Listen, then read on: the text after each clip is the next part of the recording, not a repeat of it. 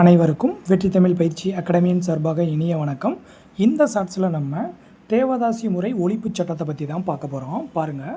So இந்த box இங்கேருந்து இதை ஃபுல்லாக நீங்கள் தெரிஞ்சு வச்சுக்கணுங்க. ஸோ இந்த பாக்ஸும் ரொம்ப ரொம்ப இம்பார்ட்டன்ட், சரியாங்க. ஸோ ஃபுல்லாக நீங்கள் பார்த்து வச்சுக்கணும். ஸோ இதில் என்னெல்லாம் இம்பார்ட்டன்ஸ் இருக்குது அப்படின்றத நீங்கள் தெரிஞ்சுக்கோங்க. பாருங்கள், 1930 சென்னை சட்டமன்றத்தில் வந்து முத்துலட்சுமி ரெட்டி, அதாவது வந்து தமிழகத்தின் முதல் பெண் மருத்துவர் அப்படின்னு யாரை சொல்கிறோம் அப்படின்னா முத்துலட்சுமி ரெட்டி அவங்கள சொல்கிறோம். அவங்க 1930 ஒரு மசோதாவை அறிமுகம் செய்கிறாங்க. அதில் என்ன சொல்கிறாங்க அப்படின்னா, சென்னை மாகாணத்தில் இந்து கோவில்கள் இருக்குது பார்த்தீங்களா, அங்கே வந்து பெண்கள் வந்து அர்ப்பணிக்கப்படுறாங்க, அதை வந்து தடுக்கணும் அப்படின்னு சொல்லி ஒரு மசோதாவை அறிமுகப்படுத்துகிறாங்க. ஸோ இது நாளடைவில் வந்து தேவதாசி ஒழிப்பு சட்டமாக மாறுது இந்த மசோதா. ஸோ அப்போ என்ன பண்ணுறாங்க அப்படின்னா, அந்த மசோதாவில் என்ன சொல்லியிருக்காங்கன்னா, இந்து கோவில் வளாகங்களாக இருக்கட்டும் அல்லது வேறு வழிபாட்டு தலங்களாக இருக்கட்டும், இந்த பொட்டு கட்டும் சடங்கு நடத்துவது சட்டத்திற்கு புறம்பானது அப்படின்னு அரசு அறிவிச்சிச்சு, சரியாங்க.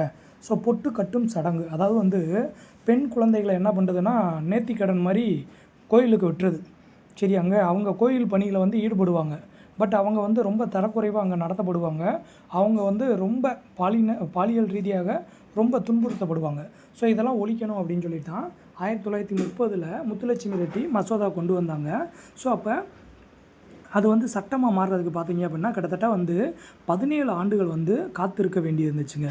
ஏன்னா 1930 கொண்டு வந்த அந்த மசோதா இங்கே பாருங்கள், இங்கே இருக்கும் பாருங்கள், மதராஸ் தேவதாசி ஒழிப்பு சட்டம் 1947 தான் அரசால் கொண்டு வரப்படுதுங்க, சரியாங்க.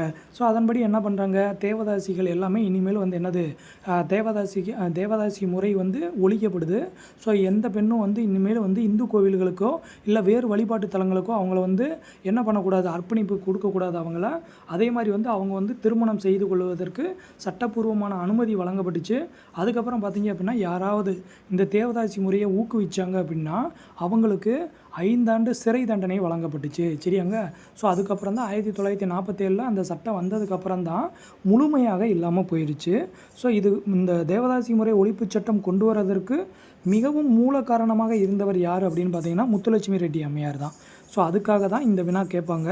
ஸோ சட்டம் 1947 கொண்டு வரப்பட்டது. ஸோ கொஞ்சம் நல்லா பார்த்து வச்சுக்கோங்க.